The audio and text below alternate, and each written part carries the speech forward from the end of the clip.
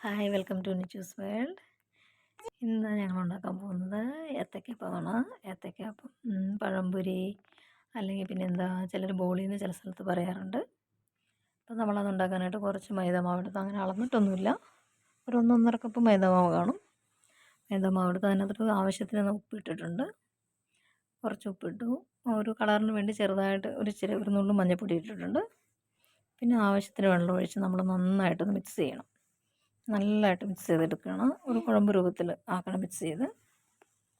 അതിനുശേഷം നമ്മൾ മിക്സ് ചെയ്ത് മാറ്റിയതിന് ശേഷം ഏത്തയ്ക്ക എടുക്കുകയാണ്. ഏത്തയ്ക്ക എടുത്തിട്ട് ഒരു ഏത്തയ്ക്ക 2 കഷ്ണമായിട്ട് മുറിച്ചു.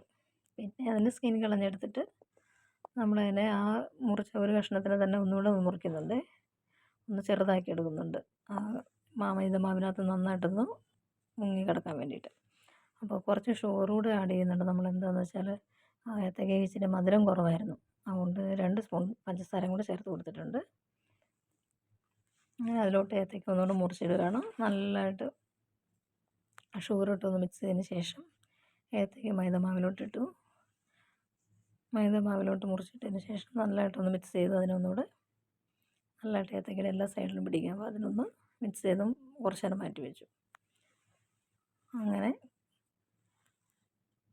നമ്മൾ മാറ്റി വെച്ചതിന് ശേഷം ഒരു പാൻ എടുത്തു. അതിനകത്ത് കുറച്ച് ആവശ്യത്തിനുള്ള എണ്ണ ഒഴിച്ചു.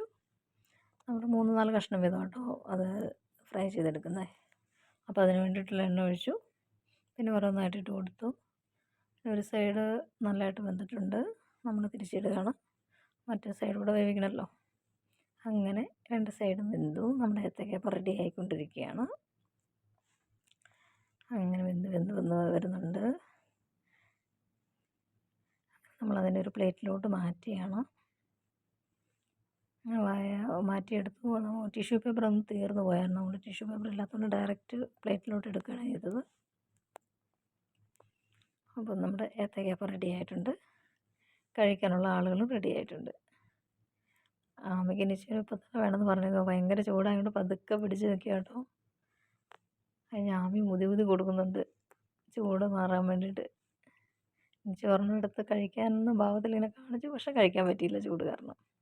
പിന്നീട് ഞങ്ങളെല്ലാവരും കഴിച്ചു. നല്ല ടേസ്റ്റായിരുന്നു. ഇതാണ് ഞങ്ങളുടെ ഏത്തയ്ക്കപ്പം. എങ്ങനെ ഉണ്ടെന്ന് നിങ്ങൾ ട്രൈ ചെയ്യണേ. Bye bye.